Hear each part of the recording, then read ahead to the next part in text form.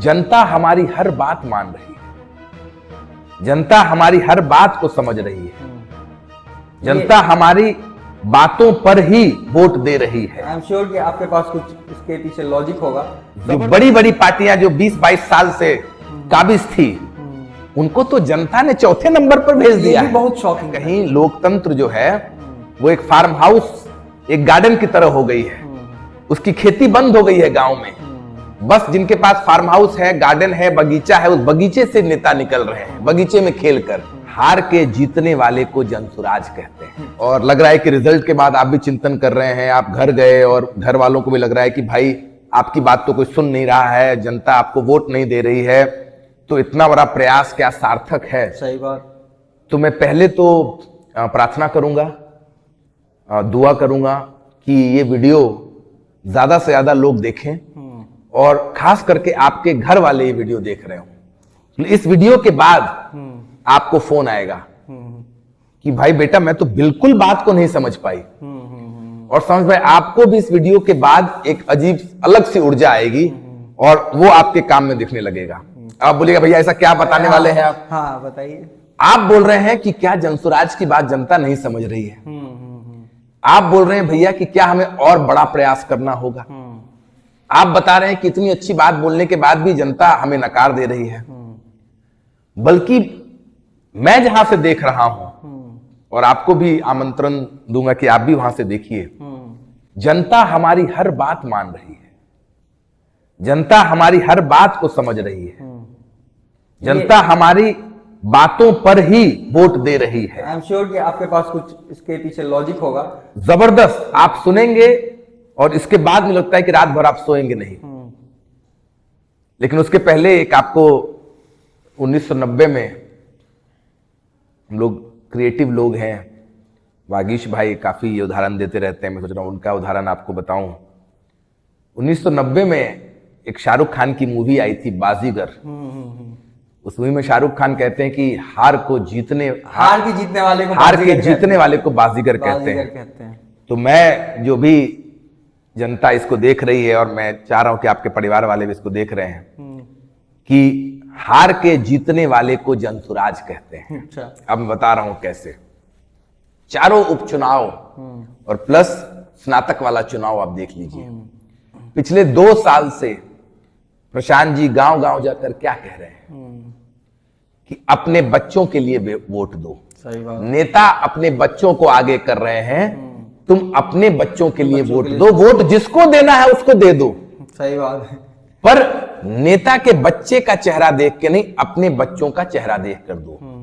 एक विकल्प बनाओ, मजबूर करो कि जो नेता के मन में डर खत्म हो गया है जनता का। कहीं ना कहीं लोकतंत्र जो है वो एक फार्म हाउस, एक गार्डन की तरह हो गई है। उसकी खेती बंद हो गई है गांव में। बस जिनके पास फार्म हाउस है, गार्डन है, बगीचा है, उस बगीचे से नेता निकल रहे हैं, बगीचे में खेलकर। अरे गांव के खेतों में नेता कहां जाते हैं, उनके बच्चे कहां जाते हैं, और गांव के बच्चे कहां नेता बन रहे हैं। और जनता ने इस बात को सुना, स्वीकार किया। जनसुराज को जनता ने स्वीकार कर लिया है। अब बोलिए कैसे? चारों उपचुनाव का रिजल्ट देख लीजिए। जिन सीटों पर परिवारों का कब्जा था, सभी सीटों पर उन परिवारों को उखाड़कर फेंक दिया गया है। नई पार्टियां, नए लोग आए हैं। 30-30, 40 साल से जो उन सीटों पर काबिज थे, उनको जनता ने प्रणाम कर लिया है। सही बात है। उपचुनाव का रिजल्ट ये बता रहा है। इमामगंज का ही बहुत शॉकिंग था। इमामगंज में देखा जाए तो कुछ लोग थे वहां पे जो दावा कर रहे थे कि तीसरी आंख खोल देंगे, या फिर बेलागंज। हाँ, अच्छा सॉरी, आप बेलागंज की बात कर रहे हैं। हाँ। पर ज्यादातर मैं किसी व्यक्ति विशेष, जनसुराज का एक नियम है, एक मूल्य है कि व्यक्ति विशेष, पार्टी विशेष नहीं, बल्कि विचारधारा आधारित और बिहार की बात को लेकर हम लोग आगे चलते हैं। और बिहार की बात को लेकर आगे चलने में आप लोग देख रहे होंगे कि जहां जहां पर परिवारों का कब्जा था, जनता ने कहा कि अब नहीं, अब बस। मैं आपके जवाब पर भी आऊंगा, फिर हमें क्यों नहीं दिया जनता, हमें भी वोट दिया जनता ने। पहले तो उपचुनाव थे, जनता का राज तभी आएगा जब 243 सीट पर जीत कर जनसुराज अगले साल आएगा, तब जनता का राज आएगा। 4 सीट पर जीतने से जनता का राज नहीं आता। सही बात है। जनता को वो मैसेज देना था। आप देखते हैं ना, वार्म अप होता है match, real match. Warm up में बस आप वार्म अप में अपना बेस्ट बैटिंग नहीं करते हैं, जनता वार्म अप कर रही है। अच्छा, आप देखिए, कभी आपको हम लोग क्रिकेट खेलते हैं तो जो वार्म अप वाला बॉल होता है उसमें बहुत बेस्ट नहीं खेलते हैं। सही बात, छक्का चौका मारने के एनर्जी वेस्ट करना नहीं चाहते, या प्रैक्टिस मैच में आप अपना बेस्ट प्लेयर नहीं उतारते, बचा के रखा। ये जनता अपने लिए वार्म अप कर रही थी। अब आ जाइए स्नातक चुनाव, जो बड़ी बड़ी पार्टियां जो 20-22 साल से काबिज थी, उनको तो जनता ने चौथे नंबर पर भेज दिया ये भी है। बहुत शॉकिंग था, ये भी बहुत शॉकिंग था कि जैसे कि किसके लिए शॉकिंग था? मतलब जनसुराज के आपके लिए, क्योंकि युवा है। युवा जल्दी परेशान, हतोत्साहित हो जाते हैं। युवाओं की दिक्कत क्या है, युवा को तुरंत रिजल्ट चाहिए। तो आप सही और आपको देखकर मुझे लगता है काश मैं भी युवा होता। मैं भी युवा ही हूं ऐसे। अगर आप राजनीति में अगर आप देखेंगे 50 साल 55 साल में आप युवा होते हैं, तो मैं भी युवा हूं, लेकिन आपके इतना युवा नहीं हूं। मैं बता रहा हूं कि युवा हतोत्साहित जल्दी हो जाते हैं, उनमें इतना एड्रेनलिन हाई होता है ना, हमेशा एक हार्मोन का रश रहता है। पर आप देखिएगा कि न तो जनता परेशान हुई, न हम लोग परेशान हुए, बल्कि जनता का इशारा हम लोग समझ गए। जनता कह रही है कि भाई अब न वोट न जात पे न पात पे, वोट पीके की बात पे। वोट जनसुराज पर अभी नहीं पड़ेगा, वोट पीके की बात, प्रशांत किशोर की बात पर पड़ेगा। और स्नातक चुनाव में देख लीजिए। अच्छा, ये स्नातक चुनाव में देख लीजिए, बात खत्म करें। स्नातक चुनाव में देख लीजिए, स्नातक चुनाव में क्या हुआ कि भाई वोट जिसको देना है दे दो, अपने बच्चों का चेहरा देखकर। क्या ये बात तो निर्दलीय जीता, स्नातक निर्दलीय जीता। तो स्नातक चुनाव तो और ये दर्शा रहा है। अब आखिरी बात पर फिर मैं देख रहा हूं कि आप भी उत्साहित हो रहे हैं कि मैं उसमें भी नहीं जाऊंगा कितना वोट जनसुराज को पड़ा कितना नहीं पड़ा। ये जनता वार्म अप कर रही है, वो जनता प्रैक्टिस मैच खेल रही है। वो बता रही है कि भैया आपकी बात पर वोट आप दे रहे हैं, आपको वोट 2025 में देंगे, वो अभी से बता दे रहे हैं। कमर कस लीजिए, मेहनत दुगनी कीजिए। तो मेहनत दुगनी क्या, हम लोग 10 गुनी कर रहे हैं। सही बात है। तो इसीलिए चुनाव हारने के बाद भी जनता के दिलों पर राज कर रही है, तो वो है सिर्फ जनसुराज। चुनाव जीतने के बाद भी सारी पार्टियां इन चारों सीटों पर जिनके 30-30 साल से कब्जे थे, उनके कब्जे को तोड़ के जनता ने एक मैसेज दे दिया है कि अब 2025 में नेताओं का राज नहीं, जनता का राज चाहिए। 4 सीट के चुनाव से कुछ न राजनीतिक हलचल होने वाली थी। जनता होशियार है, वो अगर अभी आपको दे देती तो बाकी लोग फिर आपको जीने कहां देते। ये बात भी ठीक है भैया, जनता आपके लिए बैटिंग कर रही है, आप समझ नहीं रहे, आप हतोत्साहित हो जा रहे हैं। सही बात है। तो इसीलिए कहीं ना कहीं 2025 में जब जनता का राज आएगा, तो उस समय जनता आपको कहेगी भैया कि 2024 में हार कर जीते थे आप, और 25 में जीत कर जीत रहे हैं आप। ये आपके साथ होने वाला, हमारे साथ होने वाला है।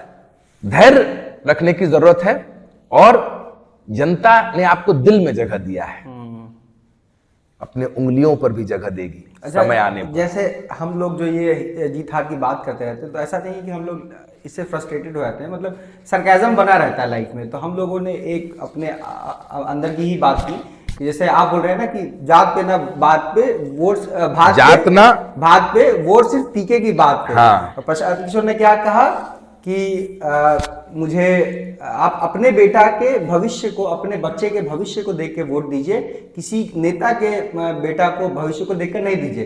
प्रशांत किशोर ने कभी वोट नहीं मांगा। तो आपने लालू यादव वाला वो एक क्लिप देखा होगा जिसमें वो बोलते हैं ममता बनर्जी की क्या ये सही नहीं है कि आपने रेलवे मांगा था? ममता दीदी बोलती है नहीं मांगा था। लालू जी बोलते हैं नहीं मांगा था तो नहीं मिलेगा। तो प्रशांत किशोर भी अभी तक वोट नहीं मांगे, वो ये नहीं बोले कि जनसुराज को वोट दीजिए। तो हम लोग आपस में मजाक करते हैं कि बिहार वाले लोगों ने, बिहार की जनता लोगों ने बोला होगा कि क्या आपने वोट नहीं मांगा था? नहीं मांगा था, नहीं मांगा था तो नहीं मिलेगा। तो क्या आपको लगता है प्रशांत किशोर को खुल के जनसुराज के लिए वोट मांगना चाहिए? देखिए, क्योंकि अभी तक आप कुछ मांगते कब है? जब वो आपका नहीं होता है। ये जनसुराज तो बिहार की जनता की पार्टी है, आपकी पार्टी है, तो आप किससे वोट मांगने जा रहे हैं? क्योंकि लिए ये चुनाव विधानसभा के चुनाव थे ही नहीं। तो प्रशांत जी बिल्कुल वोट नहीं मांग रहे हैं, क्योंकि प्रशांत जी की पार्टी नहीं है, ये तो बिहार की जनता की पार्टी है। तो 25 में बिहार की जनता अपनी पार्टी को वोट देगी। आप निश्चिंत रहिए, घर फोन करके बोल दीजिए कि अगले साल की तैयारी कर लें अभी से। जितना सीरियसली हम लोग ले रहे हैं जनसुराज को या फिर बिहार के बदलाव को, आपको लगता है कि जो लोग हम लोगों को देख रहे हैं या फिर जो जनसुराज के बारे में सुन रहे हैं या फिर हम जिनको गांव में जा जाके घर घर नॉक कर करके समझा रहे हैं, वो भी इतना सीरियस है? मतलब बहुत ज्यादा सीरियस है सम्स। और ये जो मैं बताने वाला हूं, इसको मुझे लगता है कि बिहार की राजनीति में इसका उदाहरण बहुत बार लिया जाएगा। कई लोग मुझे ही फोन करके बोल रहे हैं, भैया कि आप लोग इतनी तारीफ कर रहे हैं, आप लोग इतना मेहनत कर रहे हैं, आप लोग को लग रहा है भाई कि मतलब 2025 में जनता का राज आएगा। कोई पार्टी का राज आने की बात नहीं है, और इतने 3 साल से आप लोग लगे हुए हैं, लेकिन वो रिजल्ट में नहीं दिख रहा है। तो उनको मैंने उदाहरण दिया, 2 उदाहरण दिया। एवलांचे होता है जब पूरे आइस एक साथ ब्रेक हो जाता है, या अर्थक्वेक होता है, तो भूकंप की जो शुरुआत की प्रक्रिया होती है वो तो बहुत सालों से हो रही होती है। अगर भूकंप आज आ रहा है तो 4, 5, 6 साल, 8 साल से नीचे से कुछ प्लेट शिफ्ट होना शुरू होते हैं, लेकिन भूकंप होता जिस दिन आपको उस दिन मालूम चलता है। सही बात। तो ये पूरी प्रक्रिया 2025 में एक एवलांचे और अर्थक्वेक की माफिक देखा जाएगा। राजनीतिक एवलांच, पॉलिटिकल एवलांचे, पॉलिटिकल अर्थक्वेक कि इसकी प्रक्रिया तो 3 साल से चल रही है, लेकिन वो होगा अगले साल नवंबर में। तो इसलिए उतनी गंभीरता से ले रही है, और जनता आपके साथ है। जनता को समझ में आ रहा है कि भाई बहुत ज्यादा अभी आपके साथ आ जाएंगे तो आपके लिए मुश्किल होगा। आपको पता है कैसे राजनीतिक हालात हैं। सही बात है। काहे आप मुंह खुलवा रहे हैं? हाँ, हम लोग वीडियो भी बंद हो जाएगा हम लोगों का, ये सब कल ही बैन हो जाइएगा आप। अच्छा, अभी जैसे चलिए वीडियो बंद होने बैन होने की बात, आप जल्दी बैन होइएगा, आप जल्दी बैन। आप कैसे कंट्रोवर्शियल क्या बताएं? थोड़ा कंट्रोवर्शियल अगर बात करें, जैसे बागिश बाद में होगा, आप पहले होंगे। हाँ, सही बात है, ये बात हमको समझ में आती है। ये बिहार में कैसा ऐसा माहौल है, जैसे कि 2025 का भी चुनाव आने वाला है, और हम लोगों ने ये पैटर्न ऑब्जर्व किया है कि जब भी जहाँ पे चुनाव आता है वहाँ पे जाति के नाम पे ज्यादा लड़ाई होने लग जाता है, या फिर धर्म के नाम पे ज्यादा लड़ाई होने लगता है। तो आपको क्या लगता है कि बिहार में भी ऐसा, मतलब अगले कुछ दिनों में ऐसा सिनेरियो देखने को मिलेगा कि कोई एक पॉलिटिकल पार्टी है जो हिंदुत्व को लेके, या फिर कोई एक पॉलिटिकल पार्टी है जो मुस्लिम्स को लेके आपस में कुछ भड़काऊ भाषण, ये सब कुछ, मतलब आप ऐसा फ्यूचर देख पा रहे हैं, या फिर मतलब ये जैसे चल रहा है अभी वैसे चलता रहेगा? जैसे आप यूपी में देख पा रहे होंगे, अलग अलग जगह पे देख पा रहे होंगे। देखिए, राजनीति की जो सबसे लिमिटिंग फैक्टर है वो है विकल्प। विकल्प के अभाव में हम लोग जो बनी बनाई चीजें हैं, जाति, धर्म, उस पर चले जाते हैं। बोलते हैं भैया दोनों चोरी है तो जो अपने जाति का उसी का दे दो। सही बात। दोनों बेकार है तो अपने धर्म का उसी का दे दो। In absence of alternative, the quality of politics by design touches its low. पर अगर विकल्प होगा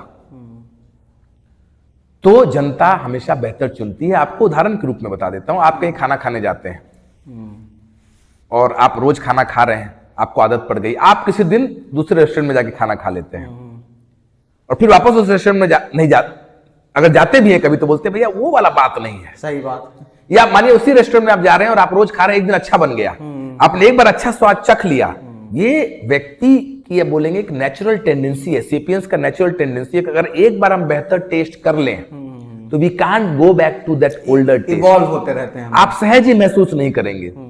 तो एक बार जनता को अगर बेटर ऑल्टरनेटिव दिख जाएगा, बेटर टेस्ट दिख जाएगा, तो जनता वापस उस पर नहीं जाएगी। जैसे बिहार की जनता ने नीतीश को देख लिया, नीतीश जी को। जाहिर सी बात है 2005 तक जो बिहार था हम लोग सब देखे, हम लोग सब बड़े हो रहे थे, तो नीतीश जी ने 2005 से 10 के लिए अच्छा विकल्प दिया।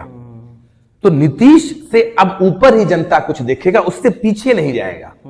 इसलिए तेजस्वी जी बिहार के मुख्यमंत्री वापस से कभी नहीं बन सकते हैं। तेजस्वी जी बोल रहे हैं कि कभी नहीं बन सकते, इस पर आऊंगा मैं, कभी नहीं बन सकते हैं।